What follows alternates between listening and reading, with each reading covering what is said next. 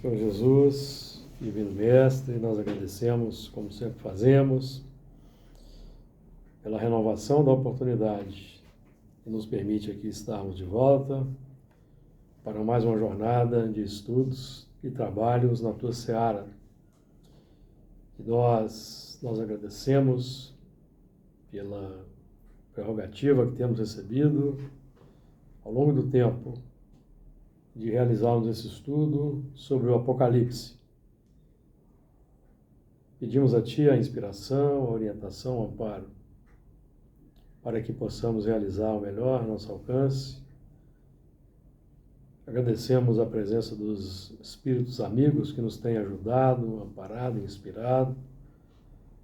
Agradecemos também pela presença dos espíritos que nos honram com a sua participação nos estudos, tanto quanto nós, buscando aprendizagem, entesouramento de recursos que nos qualifiquem intelectual e moralmente para uma vivência mais harmoniosa na Terra, para que a humanidade, pelo menos a partir dos nossos propósitos e ações, se torne um pouco melhor, caminhando-se assim para aquele mundo feliz que todos nós idealizamos. Que as Tuas bênçãos de paz, de compaixão, de misericórdia, Senhor, envolva-nos hoje e sempre. Muito bem. Então, dando continuidade ao estudo do Apocalipse, hoje a partir do versículo 13, capítulo 21, versículo 13. Da banda do Levante tinha 3 portas, da banda do Norte, 3 portas, da banda do Sul, 3 portas, da banda do Poente, 3 portas. E o muro da cidade tinha 12 fundamentos, e neles os nomes dos 12 apóstolos do Cordeiro. E aquele que falava comigo tinha uma cana de ouro para medir a cidade e as suas portas e o seu muro. E a cidade estava situada em quadrado, e o seu comprimento era tanto como a sua largura. E mediu a cidade com a cana até 12.000 estádios, e o seu comprimento, largura e altura eram iguais. E mediu o seu muro de 144 côvados, conforme a medida de homem, que é a de um anjo.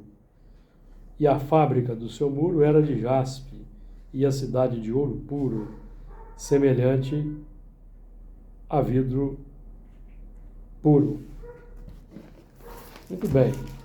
O versículo 13, que nós vamos começar a estudar hoje, traz para nós o seguinte: da banda do Levante tinha 3 portas, da banda do Norte, 3 portas, da banda do Sul, 3 portas, da banda do Poente, 3 portas, perfazendo então as 12 portas que já estudamos aí no versículo 12. Aqui nós estamos fazendo a análise de cada um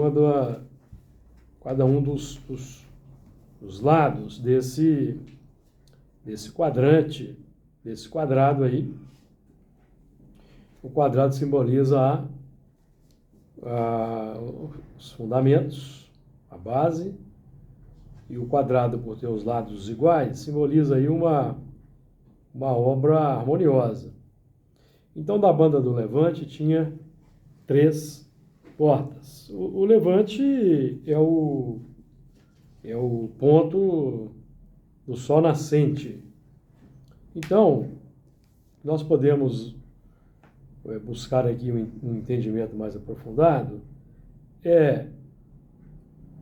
buscando a conexão, por exemplo, com o Evangelho, com a atuação de Jesus. Jesus, invariavelmente, acordava muito cedo e logo que o sol se punha, e já começava a sua atividade, os primeiros raios do sol. Então, no nosso plano aqui de abordagem, no sistema de entendimento minucioso do Evangelho, o Sol é a fonte de luz, é a fonte da luz. E os seres, então, captam essa luz e realizam a fotossíntese. Os vegetais, por exemplo, fazem a fotossíntese e produzem a clorofila, seiva, as flores e os frutos. Mas nós também fazemos umas fotossíntese, porque nós precisamos de sintetizar a luz solar para produzir o quê? Vitamina D. Ou não é assim que acontece? Quando nós temos deficiência de vitamina D e não temos condições de tomar os banhos de sol necessários, então nós vamos nos utilizar de medicamentos. Então o símbolo, Jesus é o sol das almas, o divino sol das almas. Jesus, enquanto aquele irmão que irradia uma luminosidade, conquista da evolução, mas cuja luminosidade reflete um corpo doutrinário, uma filosofia de vida. Então a irradiação desse sol para nós, o Espiritismo representa esse sol luminoso que hoje nos banha o entendimento, banha o intelecto. É preciso, então, começar a aplicar o conhecimento espírita desde os primeiros raios, desde o início, os primeiros lampejos que vamos recebendo. E não esperar, eu vou esperar primeiro eu conquistar um emprego, um trabalho, uma casa, uma família. Não, é para ser isso ir sendo feito paralelamente, porque nós vamos aplicar o conhecimento espírita no trabalho, na via pública, na sociedade. Então nós vamos começar a nos beneficiar pela atividade e vamos também transmitir pelo exemplo, até pela palavra, quando for oportuno, para os irmãos da humanidade, nas várias situações da existência. Então é para iniciarmos aquela trajetória bendita de vivência e aplicação do ensinamento, já desde as primeiras horas desse sol que se levanta para nós. Então, o levante aqui, da banda do levante, 3 portas, e simbolizando aí as 3 portas, nos falam de quê? Da dinâmica operacional, da evolução. Informação, formação, transformação. Sempre isso 3. O símbolo. Então, nós não podemos deixar para aplicar a informação no inverno. Ou seja, quando já nós não temos mais condições, não temos nem mais tempo na existência física para aplicação. Se nós formos deixar para vivenciar, aplicar o conhecimento espírita, já bem mais à frente, no campo da existência humana, quando nós estivermos com a vida resolvida, já estaremos perdendo tempo. O tempo já terá passado. Passaremos toda uma existência de posse de um conhecimento, mas vamos aplicar somente quando nós já temos a vida resolvida. Mas o problema é que, nesse meio tempo, nós não combatemos as más tendências, não diminuímos o egoísmo, nem o orgulho, nem a vaidade e nem a cobiça, e nos entregamos plenamente aos propósitos materialistas. E continuamos os mesmos que éramos antes de aqui aportarmos pela reencarnação. Então, a doutrina espírita é aquela alavanca que Deus nos oferece para que nós comecemos a operar com essa alavanca desde a aurora do conhecimento, as primeiras luzes que vamos recebendo, para que haja uma experiência enriquecida, cumulativa, engrandecendo o espírito, haja uma edificação ao longo do tempo. Por quê? Depois, no inverno da existência, o que se poderá fazer? Arrepender do que fez para preparar para a próxima. E começar a fazer alguma coisa, mas já teríamos perdido um tempo precioso. Esse é o símbolo. Então, da banda do Levante, 3 portas. Da banda do Norte, 3 portas. Então, o Norte simboliza o plano norteador, de onde vem a orientação. Da banda do Sul, 3 portas. A banda do Sul simboliza o plano da operação.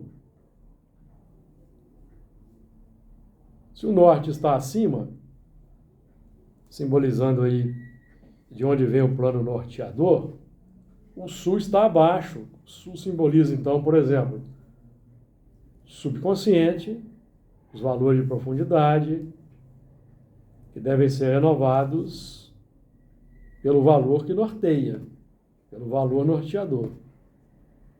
O Sul simboliza também o campo social, onde vamos aplicar.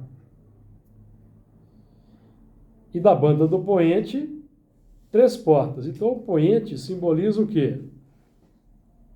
O poente é o ocaso. Então, nós estamos falando do quê? O ocaso que precede o novo dia. Estamos falando de um novo ciclo. O ocaso de um ciclo e o início do outro. Então, se nós formos a estabelecer uma ordem, da banda do Norte, número 1, ideia, informação.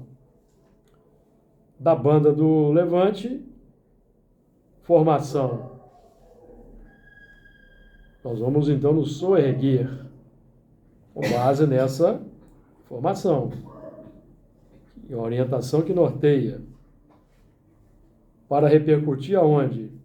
No Sul, que é o plano simboliza a transformação que nós vamos exemplificar. Então, a transformação representa a alteração do plano de subconsciência, nova fundamentação, renovação dos alicerces, estabelecimento de um alicerce mais qualificado e exemplificação junto à humanidade. Então, nós temos aí esse símbolo, que trabalhamos aqui com esses símbolos, para ir nos ajudar no entendimento do assunto. Aí no poente seria a transformação. O poente já é o momento de fruir os louros da vitória. Novo ciclo. Fruir os louros da vitória. Recebeu a informação que norteia, realizamos a formação no plano do coração, nos transformamos porque nossos hábitos se renovaram, são outros hábitos, que é isso que atesta a transformação, e é exemplo para quem nos observa, e o ocaso simboliza a noite, é o tempo de fruir a conquista, coroar a existência. O ocaso da humanidade, ou o ocaso da existência, para nós espíritas, deve ser aquele momento de fruir a conquista. Quer dizer que vamos parar de agir, mas é o momento já de começar a nos preparar para quê? Para a desencarnação.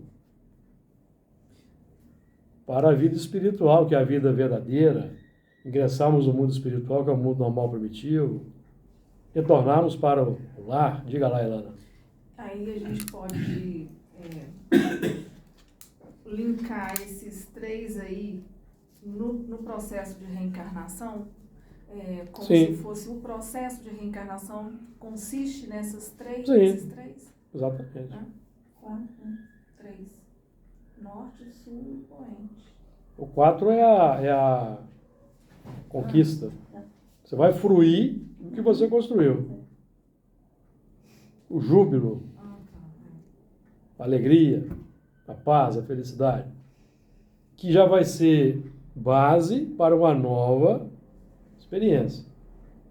Então, tudo isso que se consolidou com a conquista, os louros da vitória, vamos dizer assim, vai ser base para a próxima experiência. Continuidade no mundo espiritual e o retorno na próxima existência em bases mais seguras. Um novo patamar de lançamento, como se fosse um trampolim que nós edificamos e vai nos lançar para mais longe.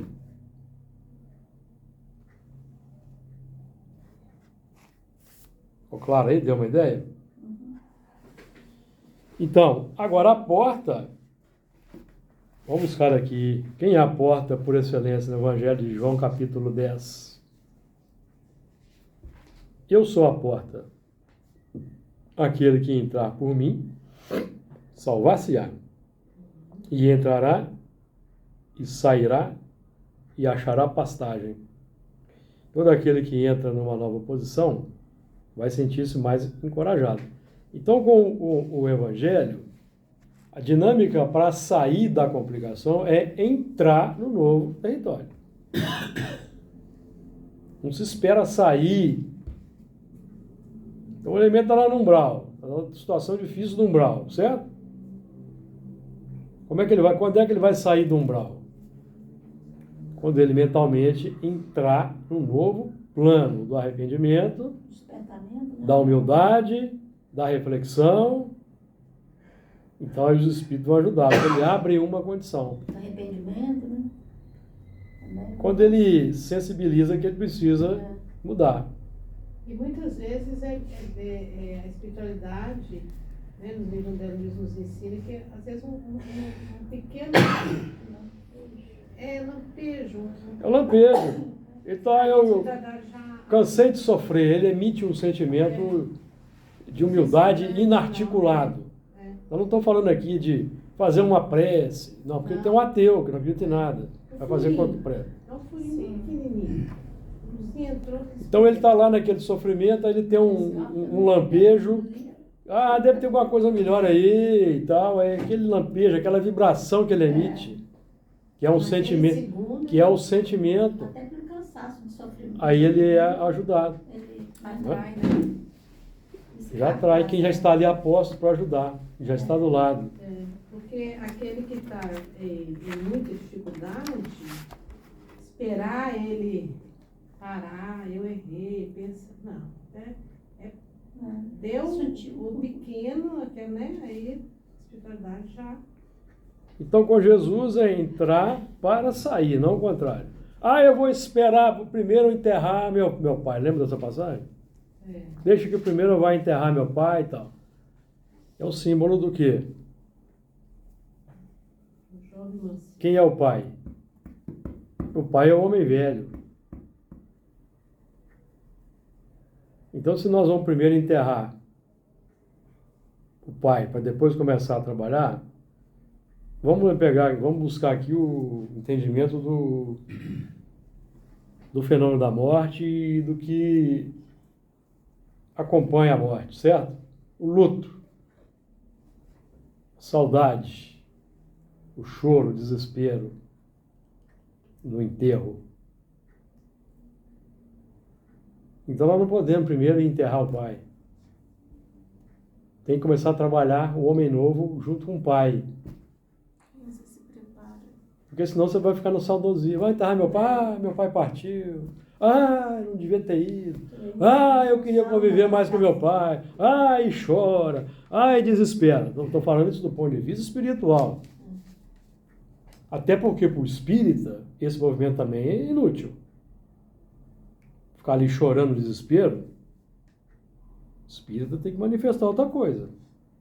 Aí você pode A saudade é natural. Saudade é natural, vai sentir falta, mas entrar em desespero, começar a chorar, como se não acreditasse no que aprende, no que está estudando, é ter serviço para quem observa.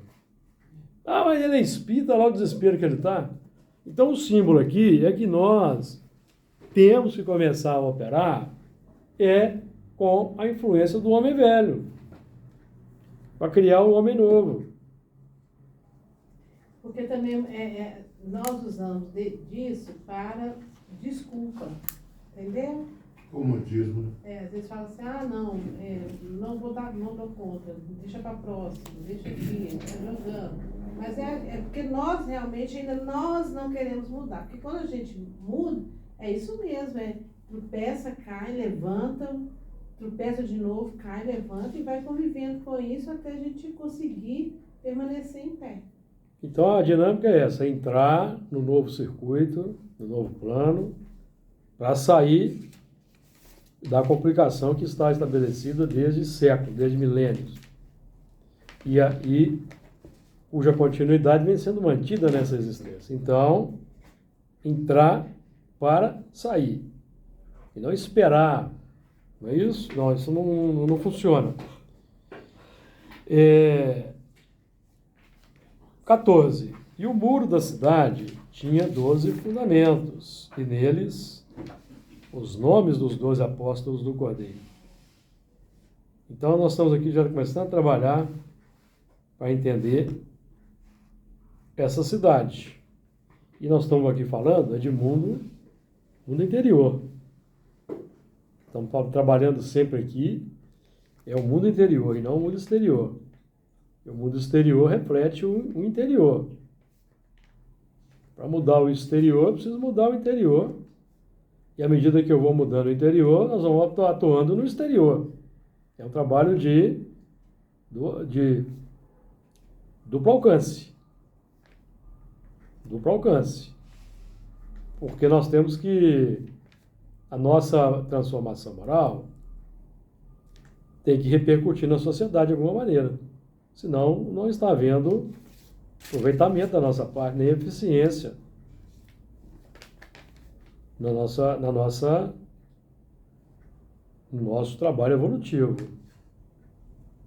Nós temos que mudar aquela dinâmica em que a gente vem ao longo dos milênios.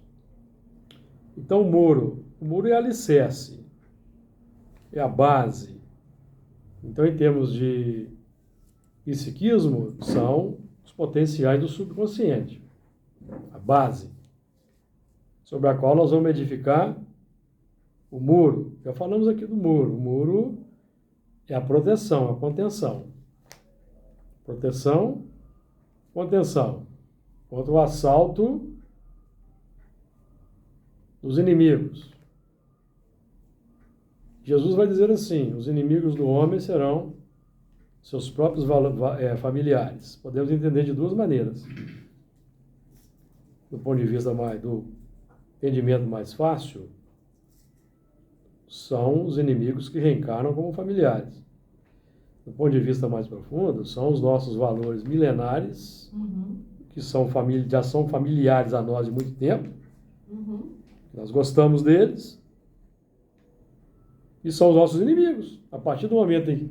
Quando que eles são inimigos? A partir do momento em que nós entramos no novo ciclo. A partir do momento em que nós começamos a estudar Espiritismo, nós já vamos começar a receber o cerco dos inimigos internos. Que são as paixões. Tudo que se contrapõe a uma expansão daquela dinâmica operacional com Jesus. E é o homem velho, o pai. Vós tendes por pai o diabo. João 8,44. E quereis satisfazer a vontade de vosso pai. Está falando conosco do homem velho. Eu estou bem cansado, não vou mais não. Né? É um homem velho. Homem velho. Tem que vencer a resistência dos milênios. E esses familiares, né, esses espíritos, né, que a gente carrega, eles vêm justamente porque nós temos os nossos familiares dentro, que são os nossos vícios, que a gente continua carregando. Aí vai aumentando só a família, né? Família interna, aí a interna, a externa, e vai assim. Aqui comungando com a gente. Porque a família consanguínea, a Emmanuel vai dizer em Pensamento e Vida, que é o centro dos reflexos da criatura. Exatamente, é o que eu ia falar. Eu acho que é a ferramenta perfeita para que a gente possa realmente evoluir. Porque você vai ver no seu inimigo exatamente a dificuldade que você tem de se melhorar. Uhum. Exatamente. Então o muro da cidade tinha 12 fundamentos, que são aí os valores, o substrato da nossa experiência adquirida com o acervo do superconsciente na aprendizagem continuada ao longo das reencarnações, sempre aprendendo novos valores. Aqui nós já estamos trabalhando, nós que já estamos aqui vinculados à doutrina espírita, às suas disciplinas, às suas atividades, nós já estamos buscando elaborar esse muro com esses 12 fundamentos aí.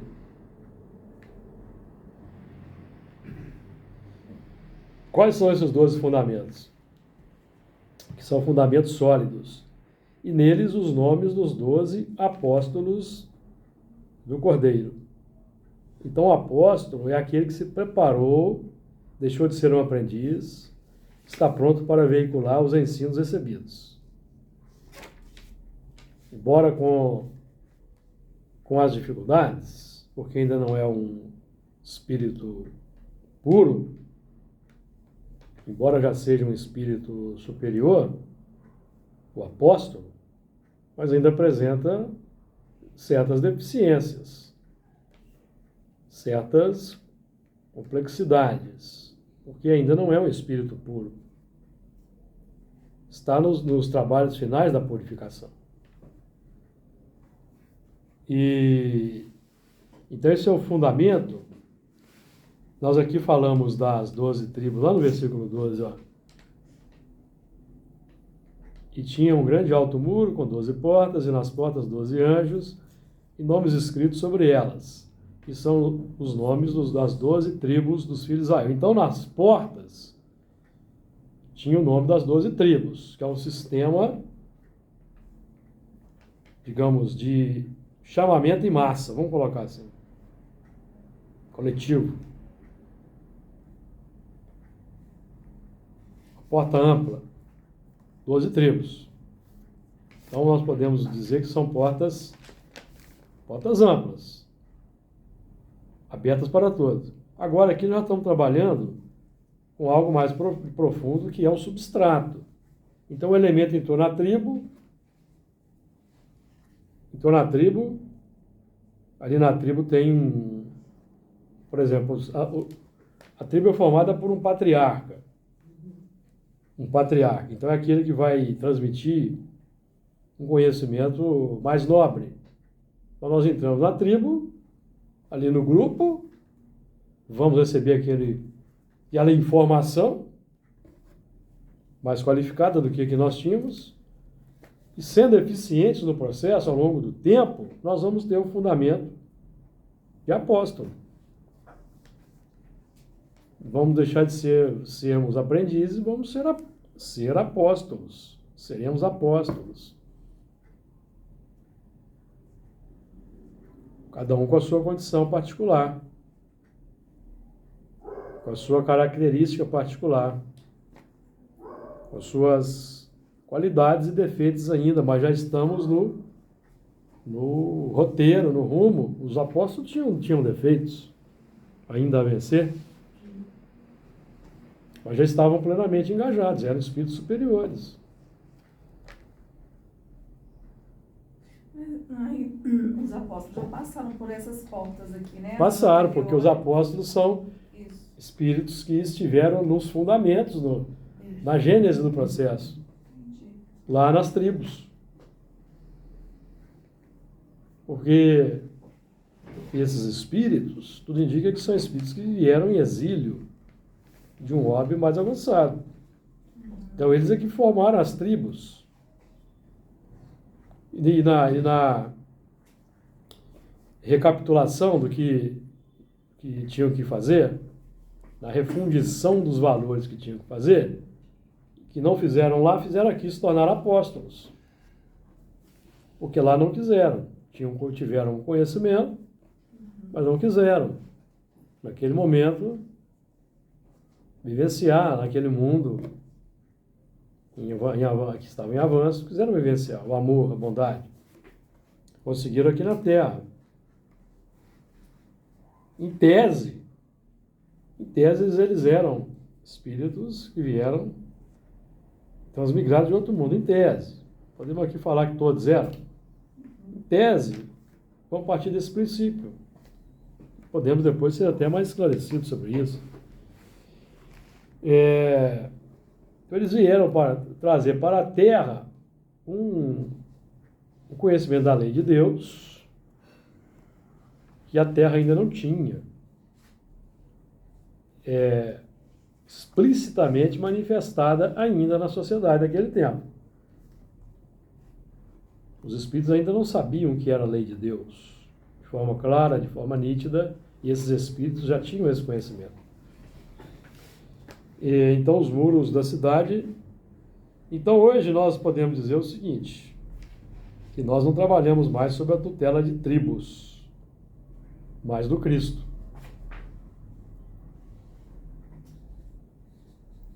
E trabalhar hoje sob a tutela de tribo é entrar em complicação, como a gente tem visto aí.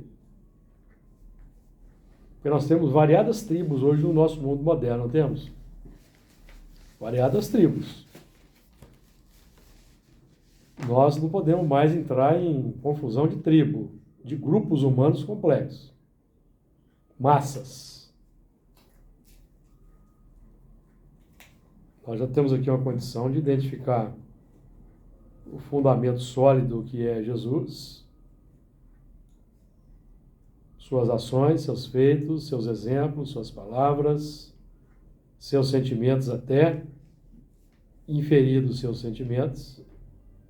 E nós vamos constatar que isso tudo difere das massas. Nós estamos fazendo pré-julgamento das massas? Não, estamos analisando a condição da Terra. Porque nós não mais podemos nos misturar. Não é misturar como se fôssemos mais superiores, não. É nos misturar nas ações, nos dizeres, nas palavras, dos insensatos, os que não têm o conhecimento que nós temos. E entrar na divulgação de ignomínias aí no mundo, de disparates, de absurdos. Porque o nosso sistema é aquele indicado por Paulo na questão 1009 do Livro dos Espíritos, que é praticar o amor, observar a ciência e a justiça. Essa é a nossa dinâmica. Segundo qual critério? Segundo o critério apresentado por Jesus. Isso tudo vai representar o que na prática? O culto do bem e do belo. Então é um sistema bem nítido.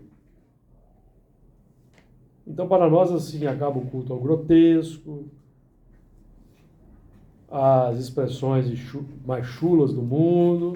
Isso para nós não vamos tornar snobs, repito, nem com mania de superioridade, não. Mas nós não vamos, isso não vai ser mais o nosso objetivo. Nós vamos conviver com as pessoas que se espera dessa forma, sim. Mas sem snobismo, sem aquele pose de superioridade.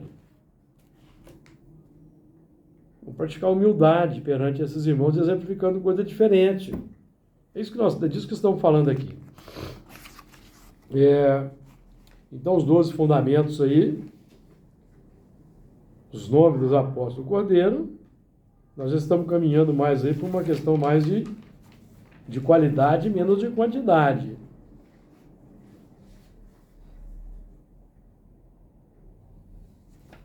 Então essa porta, essa grande Jerusalém aqui, as portas não são portas estreitas, são portas amplas.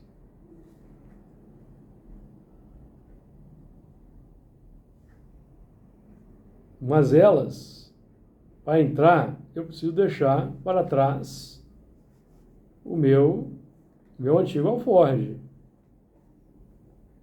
Então a porta vai ser larga, mas conforme o meu alforje, ela estreita, porque não vai passar. Então eu preciso ir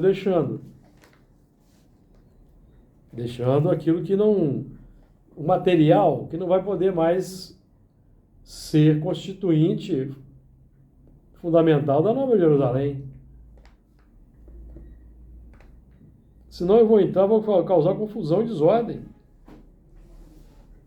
Estão falando aqui do mundo de regeneração, que os Espíritos falam que aqueles Espíritos serão, aqueles mais endurecidos serão transmigrados, porque se continuam reencarnando, continuarão causando confusão e desordem. O que é confusão e desordem? É o que nós vemos no mundo. Guerras, delinquência, violência, discórdia, desunião, manutenção da pobreza, da miséria, tudo isso é confusão mantida por nós recalcitrantes em seguir os passos de Jesus no mundo. Não de uma maneira mística, na base da adoração, não. É de uma maneira científica, imitando mesmo. Imitando os exemplos, as ações. Passaporte, né? Né? Passar nessa porta. Exatamente. Então, vamos ter aí essa dinâmica, esse entendimento, porque nós estamos falando aqui de um fundamento aqui de base diferenciada, os nomes dos 12 apóstolos. Aí nós vamos analisar a vida dos 12 apóstolos, nós vamos perceber e vamos notar que foi que eles sofreram no mundo, no seu processo de testemunho. Hoje não se exige mais de nós o que se exigia naquele tempo. Mas acontece que os apelos do mundo hoje também são muito mais brilhantes, mais feéricos, e o acesso é mais fácil. Então é mais difícil, às vezes, renunciar a alguma coisa, como o Fernando deu o exemplo aí, porque para vir, por exemplo, uma atividade como essa, até da mediúnica, eu vou ter que renunciar a alguma coisa, que é o conforto doméstico.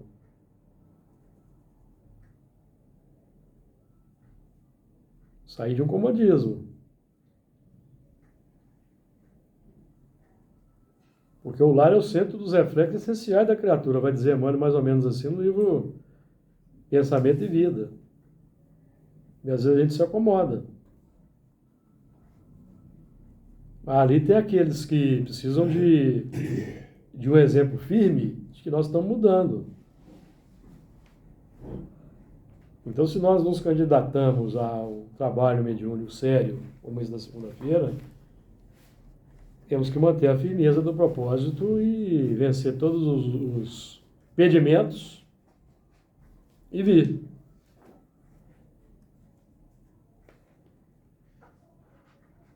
Superar os impedimentos, ajeitar as coisas, providenciar recursos, como diz o conselheiro André Luiz, para testemunhar para aqueles que nos observam.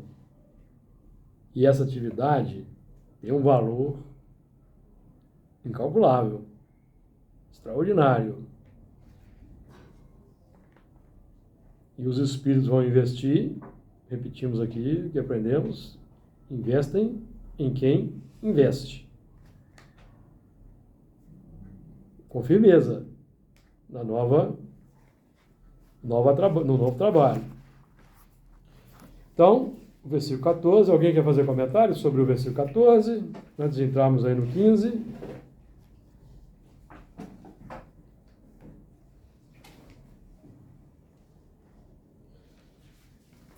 Versículo 15. E aquele que falava comigo tinha uma cana de ouro para medir a cidade e as suas portas e o seu muro. Aquele que falava comigo. Aí já começamos aí, estamos aí nos deparando com um movimento, um fenômeno da sintonia. Quem é que fala comigo? Quem é que fala conosco no dia a dia, no campo da consciência? Quem está dialogando conosco? No campo dos pensamentos? A quem temos dado ouvidos? Não podemos dar ouvido para todo mundo. Não tem problema nenhum. Mas temos que saber filtrar para sair o que é de acordo com a sã doutrina, utilizando aqui do que Paulo vai dizer para nós. Então não é o que entra que contamina o homem. É o que sai. O que entra vai passar pelo crivo, do bom senso, da lógica. Aí nós vamos analisar a pessoa. Puxa vida, hein? Aí então você vai dizer assim, é melhor ouvir isso que ser surdo. Não, a gente não diz de vez em quando? Mas nós estamos tendo uma oportunidade de conhecer o próximo. Conhecer o próximo, ver o interesse profundo do próximo. E quem sabe a gente vai estabelecer alguma estratégia para ajudar esse próximo. Esse é o objetivo. Estabelecer alguma estratégia. Nós vamos buscar aí um subterfúgio, uma saída diplomática, elegante, para mudar aquele circuito. Estamos exemplificando. Quando não for possível, a gente silencia. Afasta de fininho. Quando não for possível, um auxílio qualificado, uma inserção ali de mais alto quilate, nós damos um jeito de nos afastar. Se não está sendo produtivo aquilo. Conforme a circunstância. Porque em família a gente precisa de ajudar. Em família a gente não pode tanto se afastar, não. A gente tem que dar um jeito de sutilmente achar alguma maneira de ajudar o grupo, certo? Porque se a família é o centro essencial dos reflexos, o que acontece ali é porque nós colaboramos para que aquilo acontecesse. Eu não estou falando naquele momento, estou falando onde? Nos milênios, nos séculos. Porque o grupo que está conosco na família não está ali por acaso. Resultado da semeadura.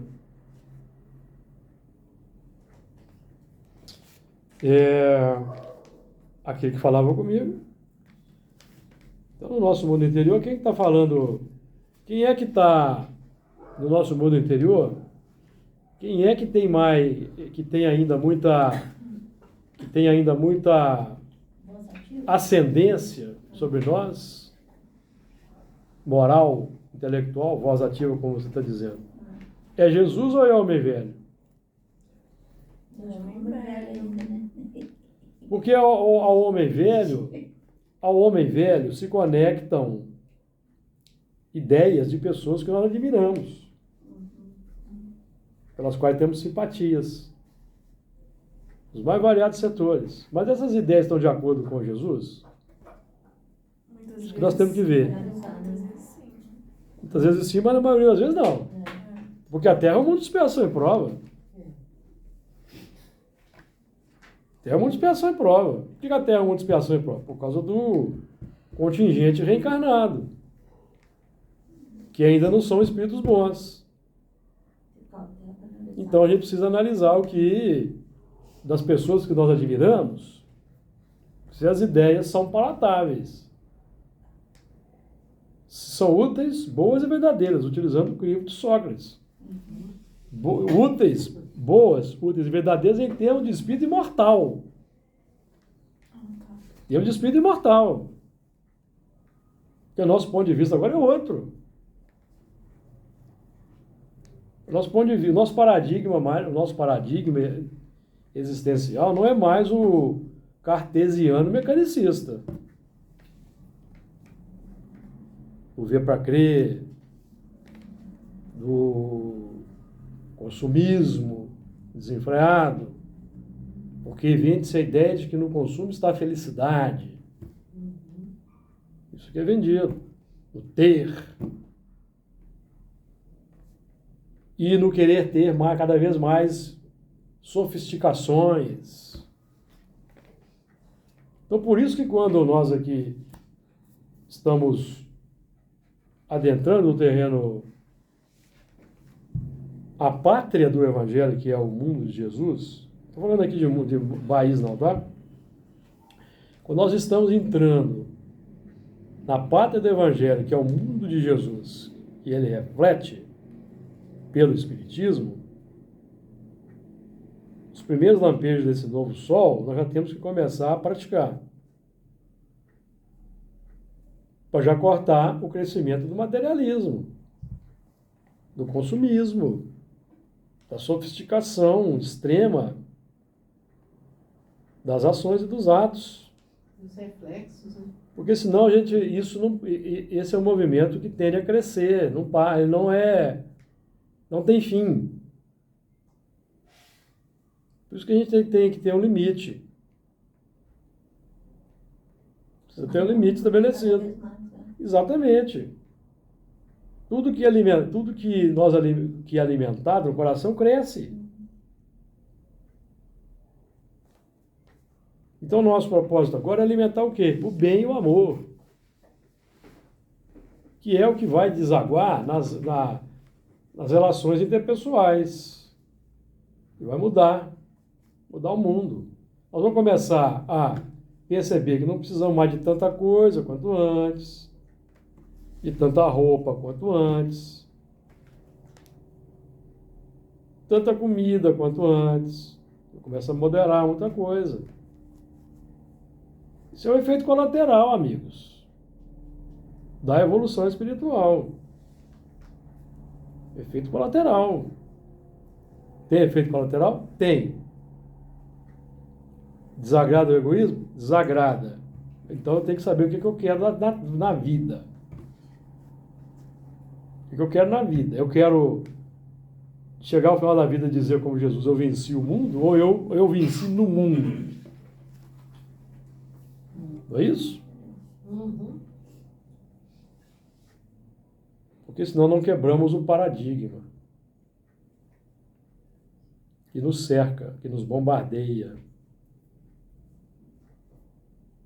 E nós entramos na dinâmica desenfreada. Nós estamos vendo o resultado da dinâmica desenfreada de consumo. Qual é? O clima. Interessante essa expressão. Jesus usou, eu venci o mundo, né? Sim. E eu venci no mundo. Mas de uma certa feita, também, como Jesus diz, nós precisamos vencer o nosso mundo complicado interno, né? Não, quando ele fala eu venci o mundo, é o mundo interior. Porque o mundo exterior, Fernando, é a manifestação do mundo interior. Os reflexos. Nós tivemos, voltando ao assunto aqui, nós tivemos, em pleno inverno, na Cordilheira dos Andes, nos picos, 39 graus de temperatura, no inverno. Nos Alpes também.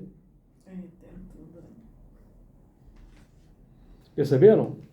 Nós estamos falando? Um cacto que sobrevive a altas temperaturas morrendo nos Estados Unidos. É. É isso que a gente está Nós estamos vivendo. Isso é o fruto do quê? Do consumismo desenfreado. Capitalismo desenfreado.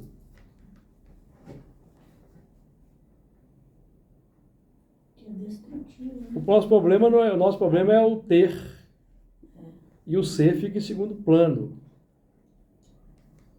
O ser fica em segundo plano. Nós estamos vivendo o paroxismo do egoísmo na Terra. É o paroxismo do egoísmo, gente. O que vai acontecer? Não sabemos. Não quer desanimar ninguém, não, mas o que vai acontecer? Nós não sabemos. Não é? Então nós temos que começar a mudar o paradigma. E Jesus veio para a Terra para isso, mudar o paradigma. Então, no plano interior, quem é que fala comigo? Quem está falando conosco ainda são os valores do mundo? São os falsos profetas? Ou já é Jesus pleno que fala conosco de forma direta? A quem nós estamos dando ouvidos? Porque aquele que falava comigo tinha uma cana de ouro. A cana era usada pelos hebreus para medir. Instrumento de medição. Então a cana de ouro, é um instrumento de medição altamente qualificado. Porque o ouro simboliza o quê? O burilamento, purificação, os valores nobres em irradiação, certo? Então, isso que simboliza a cana. Então, vamos ver aqui, estudar um pouco dessa cana aqui. Vamos lá em Mateus capítulo 12, versículo 20. Falando de Jesus, falando das profecias, ele vai dizer assim, não esmagará a cana quebrada, falando de Jesus, da ação de Jesus no mundo. Não esmagará a cana quebrada e não apagará o morrão que fumega, até que faça triunfar o juízo. Então, a cana quebrada, o que é? É o discernimento equivocado. Discernimento incompleto. Nós estamos estudando Espiritismo, questão 631, que é para melhorar o discernimento. O que a questão 631 diz? Identificar o bem e o mal. 631, certo? Identificar o bem e o mal. Tem meios o homem de distinguir por si mesmo o que é o bem do que é mal? Sim, quando crê em Deus e o quer saber. Deus lhe deu a inteligência para distinguir um do outro. No mundo interior, o que é identificar o bem e o mal? É identificar o egoísmo.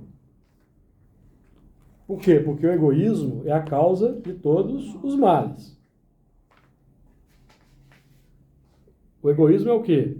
Sentimento. Então, o sentimento é a causa. Os espíritos aqui têm coerência, porque no Evangelho segundo o Espiritismo aprendemos que todo pensamento mal decorre de uma perfeição da alma. Então, se o egoísmo é a fonte de todo o mal, é um sentimento, que começa pela ideia, o mal. Consolida-se na palavra e na ação. Aí nós vamos ver a expressão do mal no mundo.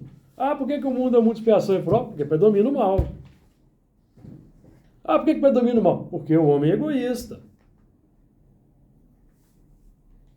Eu estou falando aqui de egoísmo. Quando falamos de capitalismo, quando falamos de consumismo, estou falando de egoísmo.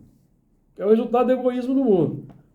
Então, aí Kardec vai na questão 917 dizer que nós temos que buscar erradicar o egoísmo em todas as frentes. Ele vai dizer assim, quer